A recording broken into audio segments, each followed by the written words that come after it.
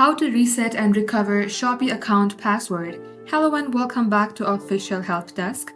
In today's video, I'm going to show you some process of how you can recover and reset your Shopee account password. So without any further ado, let us jump right into the process. Head over to any of your web browser. At the top search bar, simply type in shopee.com. Once you do so, you will land onto its official website. Now let's go on to our sign-in portal and here choose your country. Now at this page, simply type in your phone number, your username or email address. And at the password section, do not write anything but tap on forgot my password at the box below. Now at this page, in order to reset your password, you need to type in your phone number or email address. Once you have done that, click on to next.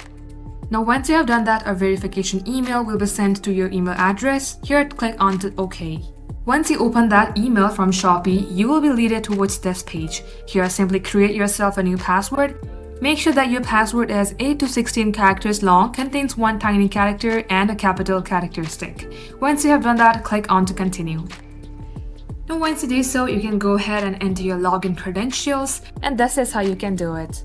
So that wraps up today's tutorial.